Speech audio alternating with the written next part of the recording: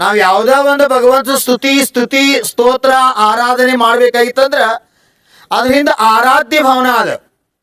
ನಾವು ಸ್ವತಃ ಈ ಆತ್ಮನನ್ನ ಪೂಜ್ಯ ಮಾಡಬೇಕು, ಸಾಧಕನಾಗಿ ಸಾಧನೆಯಿಂದ ಸಾಧ್ಯ ಪ್ರಾಪ್ತಿ ಮಾಡ್ಕೋಬೇಕು ಅಂತ ಸದುದ್ದೇಶದಿಂದ ನಾವು ಭಗವಂತರ ಆರಾಧನೆಯನ್ನು ಮಾಡ್ತೀವಿ.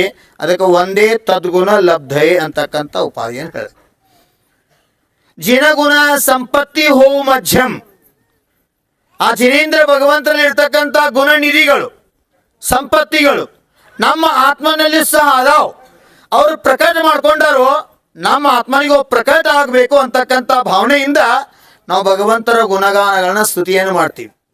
ಯುಗದ ಆದಿಯಲ್ಲಿ ಆದಿನಾಥ ತೀರ್ಥಂಕರ ಸಮವಸರದಲ್ಲಿ ಸಹ ಸೌಧರ್ಮ ಇಂದ್ರನು 1008 ನಾಮಗಳಿಂದ ಸಹಸ್ರಾಷ್ಟ್ರ ನಾಮಗಳಿಂದ ಭಗವಂತನ ಆರಾಧನೆಯನ್ನ ಸ್ತುತಿ ಸ್ತೋತ್ರವನ್ನ ಮಾಡಿದ್ದಾನೆ.